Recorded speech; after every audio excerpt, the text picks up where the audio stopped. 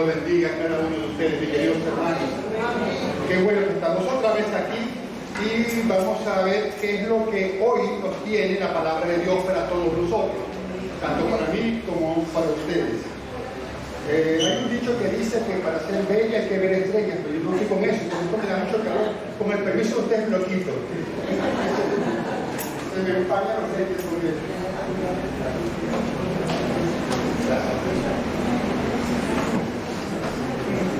Muy bien, el tema que hoy nos ocupa, que yo creo o entiendo que es muy pertinente, es los discípulos de Cristo ante el desánimo.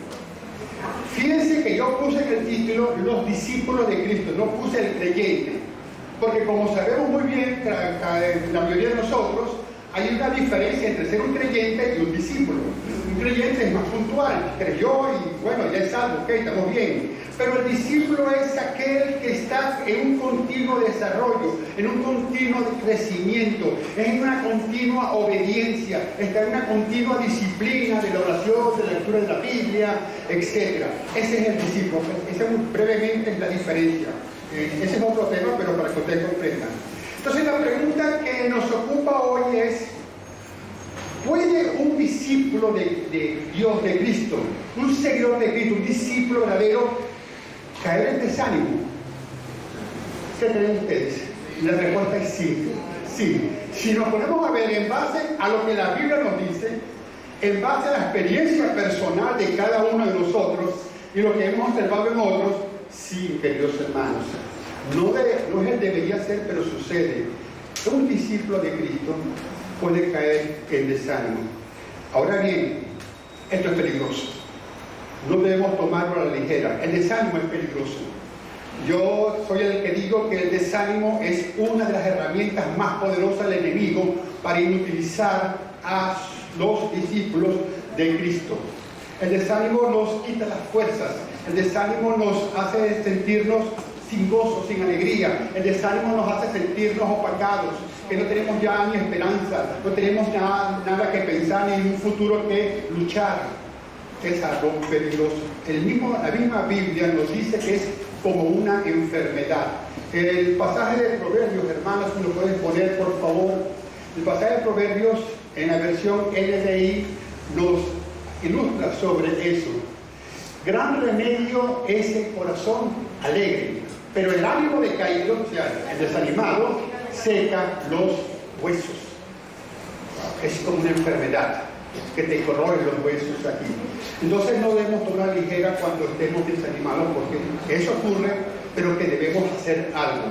Mi propósito en esta mañana, voy a dedicar unos breves minutos para que nos paseemos por un pasaje que nos va a ilustrar o nos va a enseñar cómo lidiar con esa situación, cómo lidiar cuando estemos desanimados o opacados.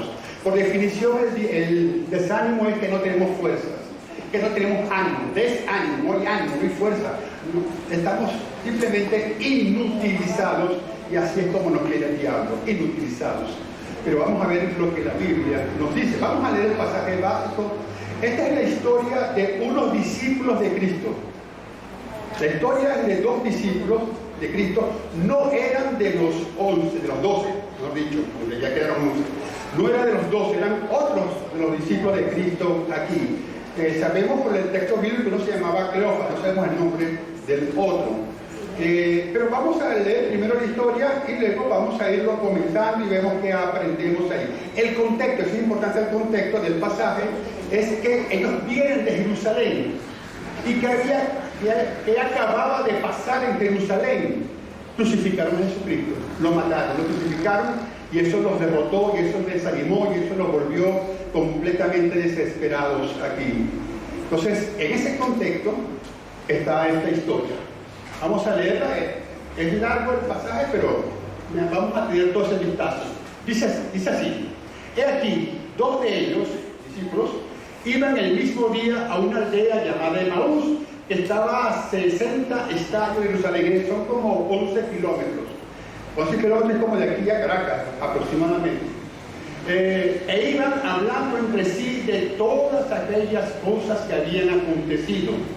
Sucedió que mientras hablaban y discutían entre sí, Jesús mismo se acercó y caminaba con ellos. Interesante esto. Mas los ojos de ellos estaban velados para que no le conociesen. Y les dijo: ¿qué pláticas son estas que tenéis entre vosotros mientras camináis? ¿Y por qué estáis tristes? Respondiendo uno de ellos, que se llamaba Cleofas, le dijo: ¿eres tú el único forastero en Jerusalén que no ha sabido las cosas que en ella han acontecido en estos días? Entonces él les dijo: ¿qué cosas? Y ellos le dijeron: de Jesús Nazareno, que fue un varón profeta, poderoso en obra y en palabra delante de Dios y de todo el pueblo, y cómo le entregaron los principales sacerdotes y nuestros gobernantes a sentencia de muerte y le crucificaron. Pero nosotros esperábamos, vean, aquí es donde la fuente del desánimo, pero nosotros esperábamos que Él era el que había de redimir a Israel. Y ahora, después de todo esto, hoy ya es el tercer día que esto ha acontecido. Aunque también nos han asombrado unas mujeres de entre nosotros, las que antes del día fueron al sepulcro. Y como no hallaron su cuerpo, vinieron diciendo que también habían visto visión de ángeles, quienes dijeron que Él vive, y fueron algunos de los nuestros al sepulcro y hallaron así como las mujeres habían dicho, pero a Él no lo vieron. Entonces Él les dijo: oh insensatos y tardos de corazón para creer todo lo que los profetas han dicho. ¿No era necesario que el Cristo padeciera estas cosas y que entrara en su gloria? Y comenzando desde Moisés y siguiendo por todos los profetas, les declaraba en todas las escrituras lo que de él decían. Llegaron a la aldea donde iban y él hizo como si iba a seguirlo, irse más lejos. Mas ellos le obligaron a quedarse diciendo: quédate con nosotros, porque se hace tarde y el día ya ha declinado. Entró pues a quedarse con ellos. Y aconteció que estando sentado con ellos a la mesa, tomó el pan y lo bendijo, lo partió y les dijo, y les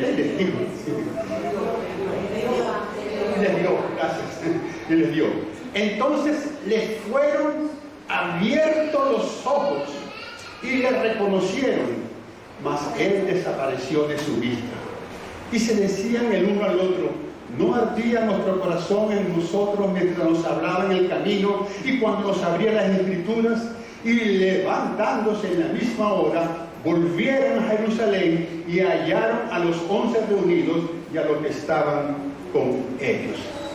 Aquí está el relato que vamos a usar hoy. Señor, en tu nombre, Padre Santo, vamos a hablar de esto. Señor, te ruego que tú utilices a tu siervo y que tú prepares a los corazones y a las necesidades que puedan haber hoy en día, y tu Espíritu Santo pueda obrar de una manera maravillosa en todo esto. Te lo pedimos en el nombre de Cristo nuestro Señor. Amén.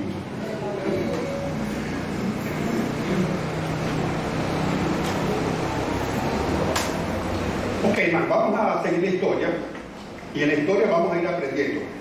Otra vez, vemos a dos de los discípulos de Jesucristo, que repito, no eran de los 12, tenían muchos más, y estaban caminando en un camino de 11 kilómetros de aquí a Caracas. Imagínenselo caminando con los pasos lentos, con los hombros caídos, la cabeza baja, porque estaban desanimados, estaban angustiados. Y así caminaban 11 kilómetros así, era lento, era dificultoso. Y obviamente ellos platicaban de las cosas que habían sucedido, de todo lo que había ocurrido durante los últimos días allá en Jerusalén, relacionado con ellos y Jesucristo aquí. Y vemos que estaban desanimados. ¿Cuál era la razón de su desánimo? Había muchas. Primeramente, los acontecimientos que habían ocurrido alrededor de ellos eran terribles. Eran agresivos para con ellos, eso también desanima.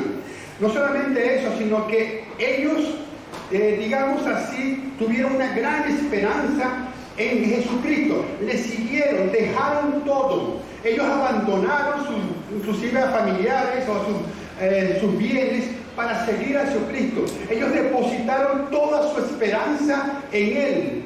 porque le decían que él era el Mesías. Y recuerden que para ellos el Mesías era ese líder político que iba a instaurar el reino de Dios aquí en la tierra y los iba a llevar a una victoria en contra de los enemigos de Israel. Ese era el pensamiento mesiánico que ellos tenían, aunque para Cristo en ese momento el pensamiento mesiánico era muy diferente. El pensamiento mesiánico era el de sufrir por los pecados para salvar a la humanidad. Pero ellos simplemente depositaron su confianza, toda su vida, todos sus recursos en seguirle a él, porque vieron en él una gran esperanza. Y de repente, pues, lo vieron crucificado y de la manera más vil y miserable que podían crucificar a morir, matar a alguien en esa época, en una cruz que era un oprobioso y de vergüenza. Todo se les cayó. ¿Qué hacemos ahora? ¿A dónde vamos a ir? Yo abandoné todo, yo dejé todo, yo deposité toda mi esperanza en él y ya no hizo nada. Entonces, la causa de su desánimo era esta. Nosotros podemos seguir la lista, a veces cuando nosotros caemos en desánimo, qué cosas, qué razones nos hacen caer en desánimo, en esta tristeza. Tal vez tenemos un fracaso en nuestras vidas, en nuestro matrimonio, un fracaso en nuestro trabajo, una situación que ocurría y luego no salió como uno esperaba, y luego uno que había depositado toda su confianza en esa situación y vio que no se solucionó la cosa, entonces eso los tiene todo a la cabeza abajo, atribulados. Y repito, así nos quiere el diablo, el enemigo. Porque el que está enseñado está derrotado, no tiene gozo, no tiene alegría, no tiene entusiasmo para servir al Señor, no tiene entusiasmo para buscar su palabra, no tiene entusiasmo para compartir con otros, porque está desanimado. Así que esa era la situación de esos discípulos. Caminaban, repito, atribulados, rumiando los problemas, hablando de las cosas negativas que habían pasado y hablando de las cosas negativas de que perdieron a Jesucristo y perdieron esa esperanza y perdieron esa dedicación que ellos tenían a alguien que creían que iba a hacer algo por ellos. Y saben que era lo más irónico, lo más, digamos, chistoso, es que Jesucristo estaba atrás de ellos. Yo me imagino, hay que imaginarse, ellos ahí caminando pasito a pasito, hablando, y Jesucristo atrás de ellos sonriendo, y los oía hablar. Y yo me imagino, no que Cristo se estaba burlando, no. Simplemente él tenía un propósito, él tenía que dejar que rumieran sus problemas, él tenía que dejar que sacaran toda esa catarsis de todos esos problemas, para luego darle la enseñanza que él quería darle ahí. Entonces, cuando ellos están hablando ahí, Jesucristo le dice: ¿de qué están hablando ustedes? No lo reconocieron. Dice la Biblia que Dios no permitió, no les cegó sus ojos. Repito, Dios tiene un propósito en eso. Él quería enseñar. No lo reconocieron y entonces empezaron a decirle: bueno, tú eres el único aquí en Jerusalén, el único que no sabe lo que ha pasado. Eso lo sabe todo el mundo, chicos. Ha salido en todas las redes, ha salido en todos los periódicos, ha salido... ¿Cómo es que tú no sabes eso? Mira lo que está pasando. ¿No te parece motivo para que estemos así tristes? ¿No te parece motivo para que estemos decaídos? ¿No te parece motivo para que entonces nosotros no tengamos ningún ánimo? Y entonces Jesucristo va y comienza a trabajar con ellos y les echa su regaño: o insensatos, ¿hasta cuándo ustedes van a ignorar lo que las Escrituras dicen? ¿Hasta cuándo ustedes van a ser ignorantes de que hay algo que Dios está haciendo en medio de los problemas? ¿Qué les estaba ocurriendo a ellos? Se enfocaron tanto en los problemas, se enfocaron tanto en las situaciones negativas, se enfocaron tanto en la situación oscura, que no vieron la solución que tenían atrás, que no vieron que Jesús él mismo estaba detrás de ellos y que él entonces, que era el motivo de su tristeza, les podía dar alegría y gozo. No lo vieron porque se enfocaron en los problemas. ¿Qué fue lo primero que hizo Jesucristo cuando les quiso ayudar en la situación? ¿Qué le digo? ¿A qué apeló Jesucristo? Si vemos el pasaje, no recuerdo dónde está el pasaje, aquí lo tengo yo. Entonces él les dijo: oh insensatos y tardos de corazón, para creer todo lo que los profetas han dicho. Cuando la Biblia habla de los profetas, cuando habla de las Escrituras, entonces está hablando, pero vayan a la Biblia y vean que esto ya lo había predicho la palabra de Dios. Ya esto no fue que sucedió por, digamos, casualidad. No es que fue un accidente y se le salió de control a Dios. Ya esto estaba predicho. Y ustedes están tristes, ustedes están desanimados porque ignoran las Escrituras, porque ignoran lo que la Biblia dice para ayudarlos en esa situación. Hermano, lo primero que hizo el Señor Jesucristo para solventar esa falta, ese problema, es apeló a lo que estaba aquí en las Escrituras. Y aquí podemos ver grandes promesas de Dios. Aquí podemos ver que Dios está siempre con nosotros en cualquier situación. Y saben, muchas veces nos desanimamos, nos deprimimos porque ignoramos esas promesas. Tal vez la hemos leído pero ya lo olvidamos, o no le creemos a esas promesas. Entonces en esos momentos de desánimo, apele a la palabra de Dios. Busque ahí lo que la palabra de Dios tiene para usted, para ayudarles en esa situación. Vamos a ver las promesas que Dios tiene ahí preparados para ustedes, para que ustedes entonces puedan entender que es lo que está pasando, no está bajo el descontrol de Dios, sino que Dios tiene el control de todo. Él estaba atrás. Ellos estaban llorando que Jesucristo había muerto y lo veían y él dijo, pues aquí yo estoy, yo resucité. Estaba atrás de ellos la solución, estaba atrás de ellos la nueva noticia, la esperanza que le iba a dar gozo, pero no lo veían. Y no lo veían porque solamente veían los problemas aquí. Hermanos, en medio de su problema, busque a Dios, porque Dios le ama y Dios tiene un plan para usted maravilloso. Dios tiene un propósito para usted lindo, y en medio de los problemas Dios está actuando.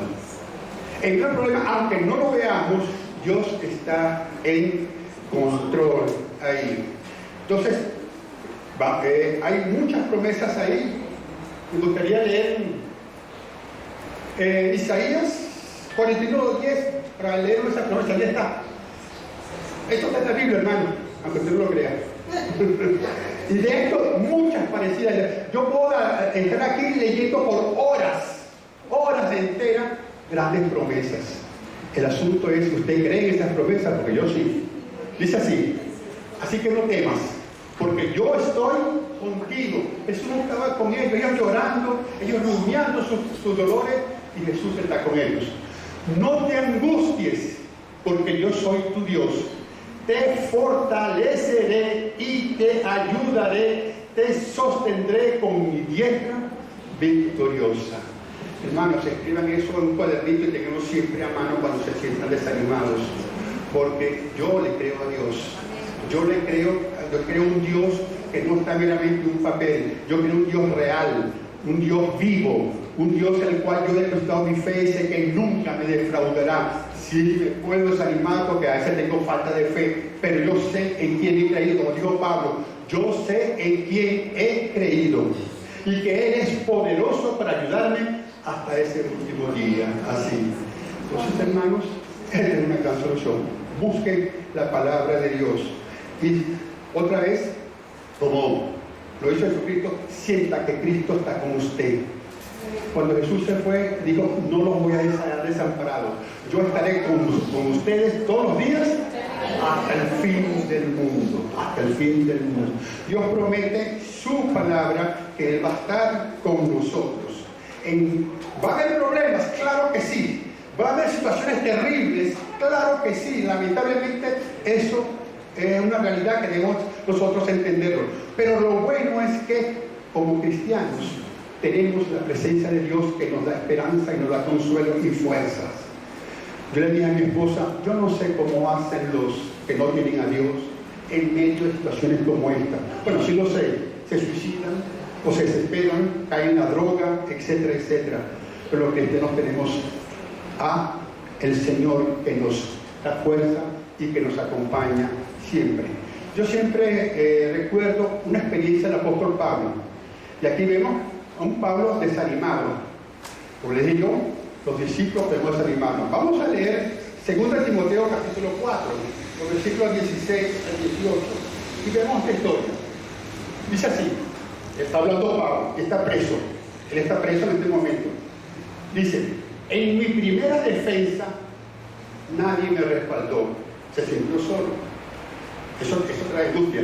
Sino que todos me abandonaron, que no les sea tomado en cuenta. Hasta este versículo vemos a un Pablo bastante desanimado, bastante atribulado. Pero vamos a seguir leyendo. Pero el Señor estuvo a mi lado y me dio fuerzas para que por medio de mí se llevara a cabo la predicación del mensaje y lo oyeran todos los paganos, y fui librado de la boca del león. ¿Qué dice el 18? ¿El 18 también? Ahí. El Señor me librará de todo mal y me preservará para su reino celestial. A Él sea la gloria por los siglos de los siglos. Amén. Amén. Esta es la experiencia que yo quiero que ustedes tengan, que tuvo Pablo. Sí, tenía problemas.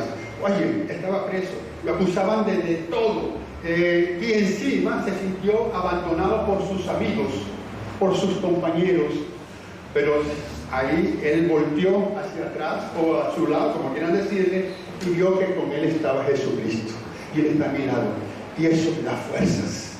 Y eso me da esperanza. O como cantamos, porque mi esperanza está en Él. Mi esperanza no está ni en hombre, ni en cosa, ni en institución, ni nada. Mi esperanza está en Jesucristo. Y eso nos quita cualquier desánimo, mis queridos hermanos, aquí. Entonces, lo primero que hemos de entender es que nuestros ojos sean abiertos. Que nuestros ojos sean abiertos cuando estemos en medio de una situación de desánimo. Y veamos que Dios está actuando, Dios está detrás de ti y Él está preparando las cosas. Ellos habían oído, dicen por ahí las mujeres que resucitó. Como ustedes saben, a las mujeres no le querían nada en esa época. De hecho, las mujeres no eran utilizadas como testigos en ninguna parte. Así que ellos no le dieron importancia que las mujeres dijeron que resucitó. Por ahí dicen unas mujeres que resucitó, pero no sé, no creo eso. Y ahí fue cuando Jesucristo le abrió los ojos, porque necesitamos abrir nuestros ojos en medio de esas tinieblas.